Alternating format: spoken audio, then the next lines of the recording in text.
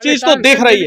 एक बात मुझे बता दीजिए, सिक्योरिटी हटाते ही उनकी हत्या हो गई, तो ये किस तरफ इंगित करता है? सिक्योरिटी हटने से पहले अगर उनके ऊपर अटैक हुआ होता तब मैं मान सकता था ये गैंगवार है, ये सोची समझी रणनीति है। और पंजाब जैसी जो सेंसिटिव एरिया है, जो पाकिस्तान बॉर्डर से लगा हुआ है, पंजाब को नफरत की और हिंसा की आग में झोंकने की ये प्लानिंग चल रही है। केंद्र में जब से भारतीय जनता पार्टी की सरकार आई है तब से हत्या, बलात्कार, भ्रष्टाचार और महंगाई, इन सब में बढ़ोतरी हुई है। और जो खास तौर से हम मूसेवाला साहब की बात करें तो इनकी सिक्योरिटी जैसे ही हटाई तो वैसे ही इनके ऊपर आतंकवादी घटना हो गई, इनकी मृत्यु हुई और AK-56 जो है उससे हमला किया गया। VIP कल्चर आप जैसे लोग भी सुरक्षित नहीं है, जो आप लोग मोदी जी के खिलाफ प्रचार करते हैं और अपने चैनल पे सरकार की जो खामियां दिखा रहे हैं, तो आप लोग भी सचेत रहें। अच्छा।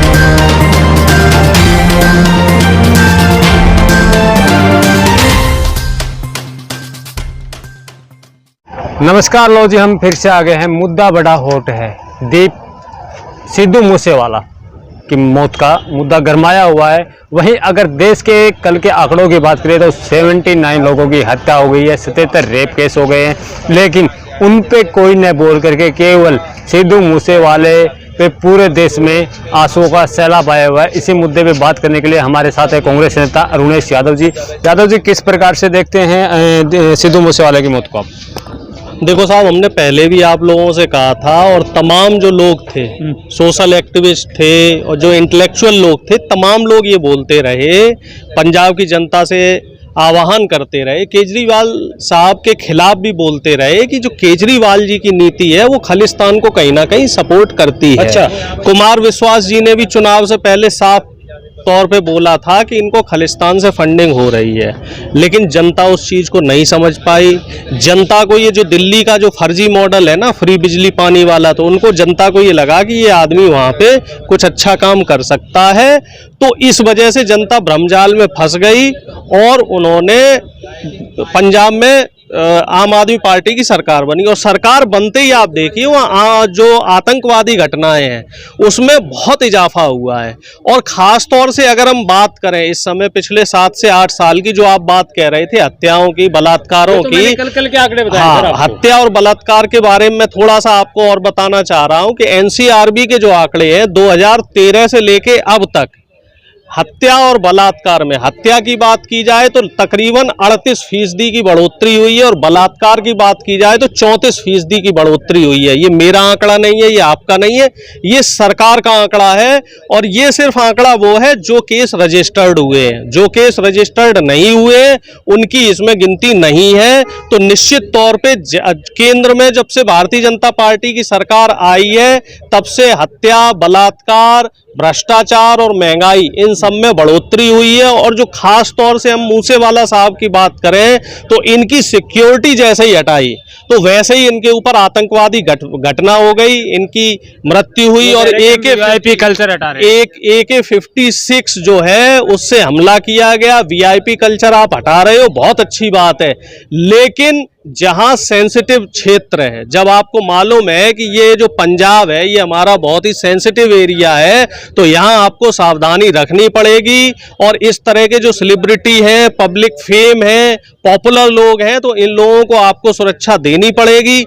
आज भी बेंगलुरु में एक घटना हुई है, टिकैत साहब के ऊपर किसी ने स्याही फेंक दी और उनके सर पे माइक मार दिया।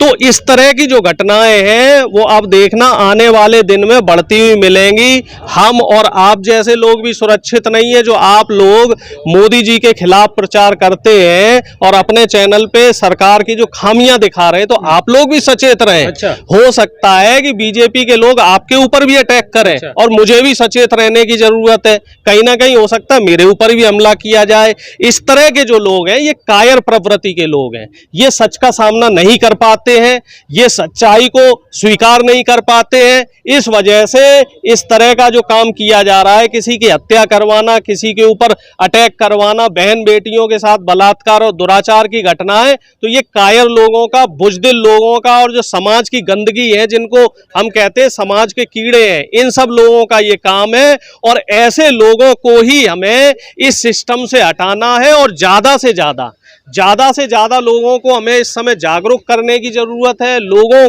तक सच्चाई पहुंचाने की ज़रूरत है।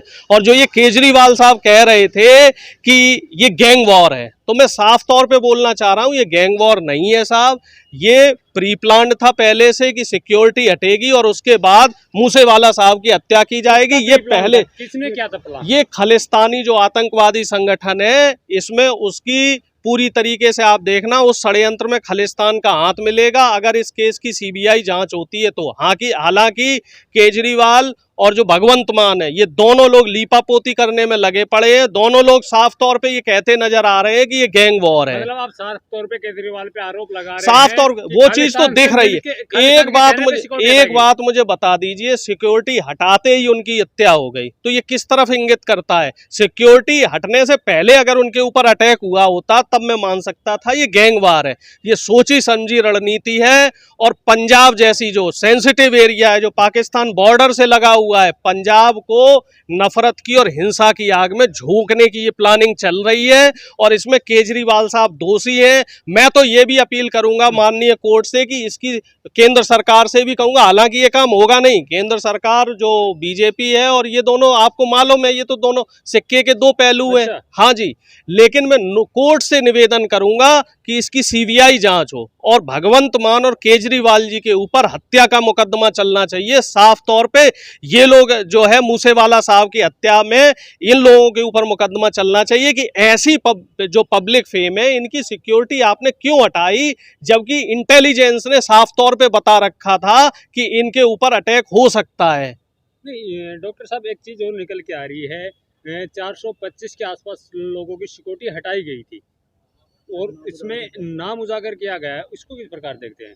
देखिए साहब, ऐसा है, और सबसे टॉप पे तो पंपलेट इन्होंने बनाए गए थे केजरीवाल सरकार की तरफ से, तो सबके टॉप पे सिद्धू मूसेवाला का नाम दिया गया था कि सिद्धू मूसेवाले के साथ साथ में हमने 425 वीआईपी सिक्योरिटी हटा दी। देखो साहब, ये इंटेंशनली किया जा रहा है और ऐसे लोगों को टारगेट किया जा रहा है जो बीजेपी और आम आदमी पार्टी की खिलाफत कर रहे हैं, मुखालफत कर रहे हैं। अब आप एक चीज़ समझ लीजिए, अब वो राजनीतिक दौर नहीं रहा है हमारे देश में। अब वो राजनीति नहीं रह गई है कि आप स्वस्थ रूप से किसी की निंदा कर सकते हैं या किसी की गलत नीतियों का विरोध कर सकते हैं। अब माहौल ऐसा है, फांसीवादी जो नीतियां हैं वो साफ तौर पे लगाई जा रही हैं। अगर आप सरकार का विरोध करेंगे, सरकार की गलत नीति का विरोध कराएंगे, सरकार के खिलाफ कुछ बोलेंगे, तो आपके ऊपर कुछ भी हो सकता है। सीबीआई आपके ऊपर आ सकती है, आपके ऊपर फर्जी मुकदमे हो सकते हैं, आपको जेल भेजा जा सकता है और अब आपके ऊपर आतंकवादी अटैक भी हो सकते हैं। डॉक्टर साहब, आपने अभी जिक्र किया था राकेश टिकैत जी पे जो बेंगलोर में हमला हुआ है, ये घटनाक्रम पहले संसद और विधानसभा में देखने को मिलता था, माइक मार देना, काली खो देना, कुर्सियां बजाना, अब ये धरातल पे ग्राउंड पे भी दिखने लगा। देखो साहब, इसमें भी जो कार्यकर्ता थे वो कहीं ना कहीं मुझे लग रहा है इनको वही जो आरएसएस वाली आइडियोलॉजी है। भाई देखिए, आप किसी से या तो सहमत हो सकते हैं या किसी से असहमत हो सकते हैं।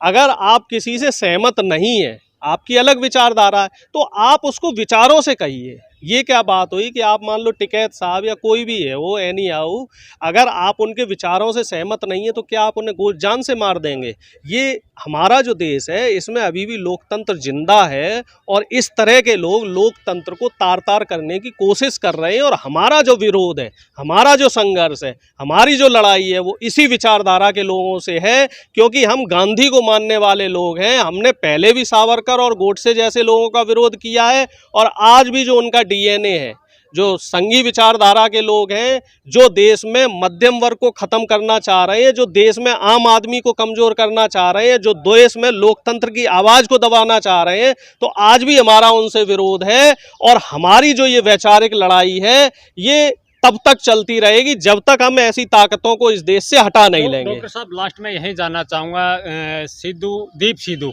जो मुखर होकर किसान आंदोलन को सपोर्ट करे थे, उसके बाद सिद्धू मूसेवाला, इस प्रकार से जो भी किसान आंदोलन को मुखर होकर सपोर्ट करे थे, उनको एक टारगेट किया, आपको आशंका नहीं लगी? ऐसा है, दीप सिद्धू को तो बीजेपी ने इस्तेमाल किया था, उसको तो नेता बनने के सपने दिखा दिए, उसको इस्तेमाल कर लिया। जब उसका काम निकल गया उसको मरवा दिया गया, रोड एक्सीडेंट में उसकी हत्या हो गई, उसकी आगे कोई जांच नहीं हुई।